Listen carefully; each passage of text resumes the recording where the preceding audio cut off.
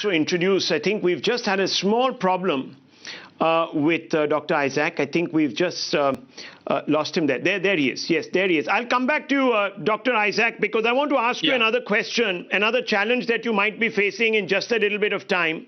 But I want to come back to that. I want to introduce to the panel Rajiv Kumar, Vice Chair of the NITI Aayog, who's here with us. And I just want to ask you, Mr. Kumar, the projections that we have done show that the single biggest factor in slowing down the advance of COVID has been the lockdown.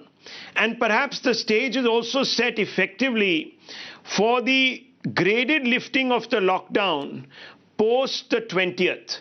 So yes, congratulations are in order, but the important thing is we have to up the monitoring so that we don't abandon the ways that we have got used to. It cannot be life as normal.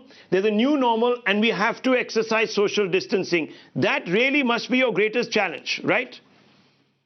Absolutely. That is the greatest challenge, Rahul.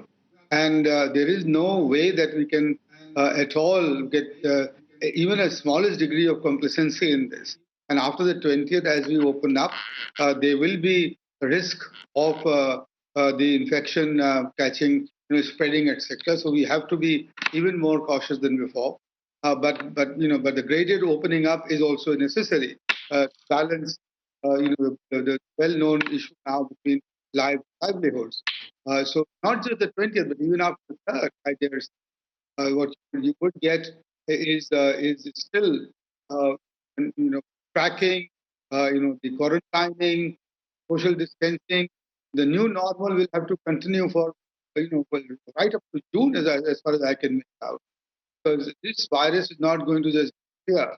It will remain with us. And what we have to do, and I think this is where, if I get the name right, Dr. Malayali of the Vellore Christian College has warned us that we also have to give special attention to our senior citizens, those with comorbidity.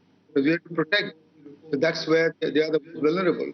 But the good point, good news, Rahul, is that two good news. One, that the average rate of infection, the global average, is about 120 million. We are still at 10 per million. That's an amazing statistic that we've got now. We will remain there.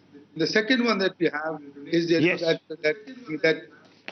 we our own the rate at which our mortality is also, every mortality is very very sad, very avoidable, but that also is much lower than the rates in some of the other advanced countries. And I think this is where we shall have to continue to focus on it and keep those rates lower. Following either the Kerala model, which has of course been an amazing example, for the rest of us, and now that the kits have arrived, etc., we will continue on that path post the 20th and even post the 3rd, as I said.